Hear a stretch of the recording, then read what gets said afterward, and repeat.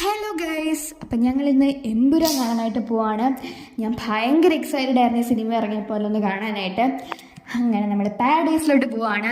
നമ്മൾ കുറച്ച് ലേറ്റായിട്ട് പോകാമെന്നാണ് വിചാരിച്ചത്, ഈ തിരക്കൊക്കെ ഒന്ന് മാറിയിട്ട്.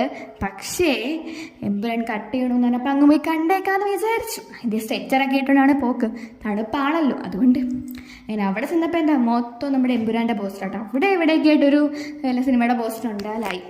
അങ്ങനെ നമ്മുടെ ഷോ 6 മണിക്കായിരുന്നു. ആദ്യമായിട്ടാട്ടോ ഒരു സിനിമയ്ക്ക് 6 മണിക്ക് 10 മിനിറ്റിനും നമ്മളെത്തുന്നത്. സാധാരണ സിനിമ തുടങ്ങുമ്പോൾ ഓടിക്കയറലാണ് പതിവ്.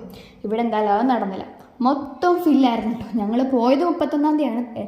ഇറങ്ങിയിട്ട് 3-4 ദിവസമായിട്ട് പോലും ഹൗസ്ഫുള്ളായിരുന്നു. ഫ്രണ്ടിൽ പോലും ഒരു സീറ്റ് പോലും ഇല്ലായിരുന്നു കേട്ടോ പറയാനായിട്ട്.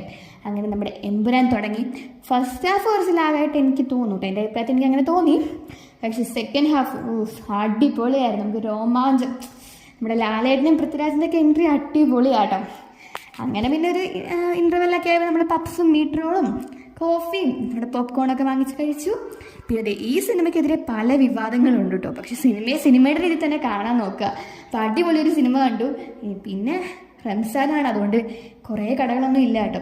പിന്നെ നമ്മളൊരു കടയിൽ തപ്പി പിടിച്ചവിടെ പോയി ഫ്രൈഡ് റൈസ് ഒക്കെ കഴിച്ചു കേട്ടോ. ഈ കഴിക്കുന്നത് വയറുവേദന ആയതുകൊണ്ടാണ്.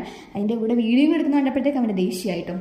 പിന്നെ നേരെ വീട്ടിൽ ചെന്നു. ഇനിയും കയറി കിടന്ന് ഉറങ്ങുക. അപ്പോൾ അടുത്തൊരു വീഡിയോ ആയിട്ട് വേഗം കാണാം. സബ്സ്ക്രൈബ് ചെയ്യണേ. ബൈ.